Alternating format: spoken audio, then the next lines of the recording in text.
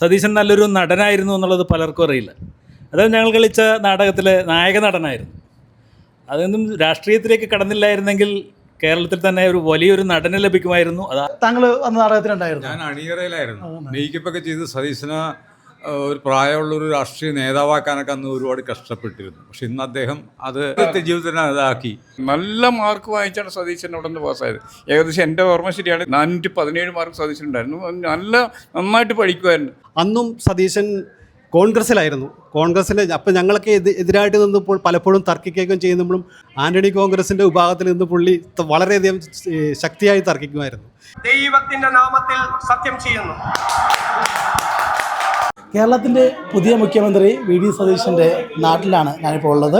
അദ്ദേഹം പറവൂരാണ് മത്സരിക്കുന്നതെങ്കിലും താമസം ആലുവയിലാണെങ്കിലും നെട്ടൂർ ആണ് അദ്ദേഹത്തിൻ്റെ നാട്.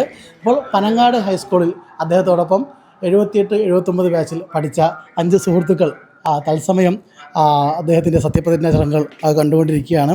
അവർക്ക് എന്താണ് പറയാനുള്ളതെന്ന് നമുക്ക് ചോദിച്ചു നോക്കാം. നമുക്ക് വളരെയേറെ സന്തോഷം.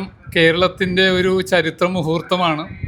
സാധാരണക്കാരിൽ സാധാരണക്കാരനായ ഞങ്ങളുടെ പ്രിയ സുഹൃത്തും സഹപാഠിയും ഇന്ന് കേരള നിയമസഭയിൽ തന്നെ മുഖ്യമന്ത്രിയായി. 8, 9, 10 ഞങ്ങളെല്ലാം ഒരുമിച്ച് ഒരേ ബെഞ്ചിലിരുന്ന് പഠിച്ച സതീശൻ എൻ്റെ തൊട്ടടുത്തിരുന്ന് പഠിച്ച ആളാണ്. ആദ്യമേ തന്നെ പ്രസംഗത്തിൽ ഏറ്റവും 1-ാം സ്ഥാനത്തായിരുന്നു. സതീശൻ പ്രസംഗ മത്സരത്തിനുണ്ടെങ്കിൽ മറ്റാളുകൾ മത്സരിച്ചിട്ട് ഒരു കാര്യമില്ലാത്ത അവസ്ഥ ഉണ്ടായിരുന്നു. പക്ഷേ ഇതിനേക്കാളെല്ലാം ഉപരി സതീശൻ നല്ലൊരു നടനായിരുന്നു എന്നുള്ളത് പലർക്കും അറിയില്ല.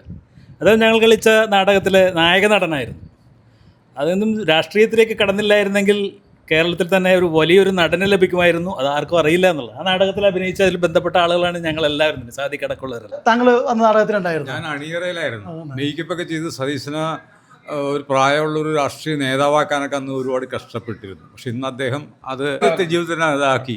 ഞാനും സതീശനും കൂടി ജോയിൻ്റ് ആയിട്ടാണ് ലൈബ്രറിയിൽ, പനങ്ങാട് ലൈബ്രറിയിൽ മെമ്പർഷിപ്പ് എടുത്തിരുന്നത്. അപ്പോൾ അന്നത്തെ കാലത്ത് ലൈബ്രറി ബുക്ക് വീട്ടിലേക്ക് കൊണ്ടുപോകാനുള്ള അനുവാദം സതീശൻ ഉണ്ടായിരുന്നില്ല. പക്ഷേ സതീശൻ എത്ര വലിയ ബുക്ക് എടുത്താലും അത് രാവിലത്തെയും ഉച്ചക്കത്തെയും ആ ഇൻ്റർവെൽ ടൈമിനുള്ളിൽ വായിച്ചു തീർക്കുമായിരുന്നു. അത്രയ്ക്ക് സ്പീഡായ ഒരു ഗ്രാസ്പിംഗ് പവറുള്ള ഒരാളെ ഞാൻ ഇന്നേവരെ കണ്ടിട്ടില്ല. ആകർഷകമായിട്ട് തോന്നിയിട്ടുള്ളത് വളരെ ക്ലിയർ ആയിട്ടുള്ളൊരു സെക്യുലർ ഫേസ്.